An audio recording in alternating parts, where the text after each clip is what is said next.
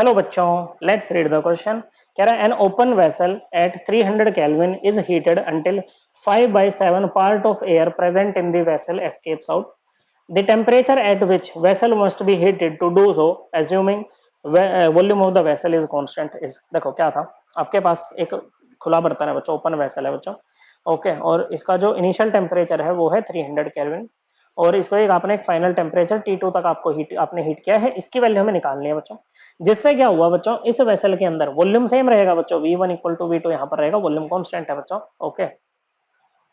तो इसको आपने हीट किया है तो क्या हो गया बच्चों, जो ये बच्चों द टेम्परेचर, ये जब इसको आपने हीट किया ना बच्चों, तो इसमें से ना बच्चों 5/7 पार्ट ऑफ एयर जो है ना बच्चों, इसमें जो प्रेजेंट था ना वो एस्केप कर गया बच्चों, ओके। सपोज करो इनिशियली ना इसमें number of moles of air, okay, initially 1 कर दिया, ये n थे, कितने थे, n थे, तो लास्ट में बच्चों जो एस्केप कर गए ना बच्चों,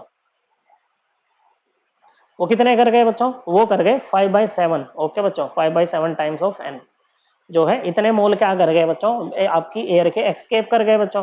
तो रिमेनिंग मोल्स ऑफ एयर कितने हो जाएंगे बच्चों, ये हो जाएंगे, इनिशियली कितने थे n, n में से 5/7 ऑफ n निकल गए बच्चों, तो कितना आ जाएगा 2/7 n, ओके बच्चों। इतने मोल अभी आपके गैस के बचे हैं आपके पास में, क्या है बच्चों, इतने मोल गैस के आपके पास में बचे हैं बच्चों अभी, ओके बच्चों, अंदर आपके वेसल के अंदर, ओके बच्चों। तो हमें टेम्परेचर निकालना है कि कितने टेम्परेचर तक हमने इसको हीट किया है बच्चों, ओके। अब देखो, क्योंकि ओपन वेसल है तो प्रेशर क्या रहेगा, एक्सटर्नल कांस्टेंट रहेगा बच्चों, ओके। तो P1 इक्वल टू P2 रहेगा बच्चों। अब गैस के बारे में कुछ बता नहीं रखा तो हम इसको आइडियल गैस मान के काम करेंगे बच्चों। Now for an ideal gas, ideal gas क्या करती है बच्चों, आइडियल गैस इक्वेशन फॉलो करती है, और आइडियल गैस क्या होती है बच्चों, आइडियल गैस होती है PV equal to nRT, P pressure, V volume, N number of moles, R universal gas constant and T is the temperature बच्चों, ओके।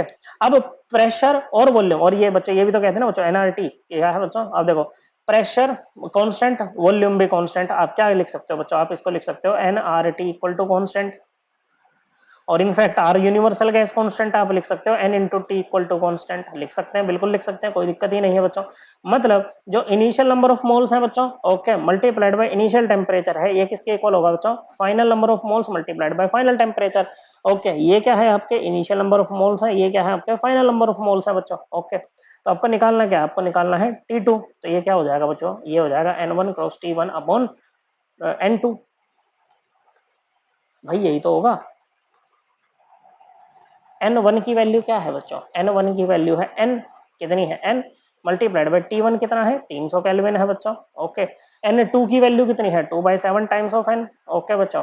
तो T2 की नहीं, सॉरी N2 की वैल्यू है, ठीक है बच्चों। तो ये क्या बच्चों, ये जाएगा 1 पे, ये जाएगा 150 पे, तो ये हो जाएगा बच्चों 150 मल्टीप्लाइड बाय 7, इतना केल्विन बच्चों, कितना आ जाएगा बच्चों, ये आ जाएगा आपका 1050 केल्विन, ओके बच्चों। तो करेक्ट आंसर क्या बना, ऑप्शन 4 बना बच्चों। अब ये जो आइडियल गैस इक्वेशन है बच्चों, इसको हम अपनी एनसीईआरटी से रेफर भी कर सकते हैं, एनसीईआरटी क्लास 11th की चैप्टर 5 निकालना है बच्चों, कौन सा है चैप्टर 5, स्टेट्स ऑफ मैटर है हमारा, ओके बच्चों। और हमें जाना है सीधे सीधे पेज नंबर 141 पे। आई होप आपको ये एकदम क्लियर हो गया होगा। थैंक यू बच्चों।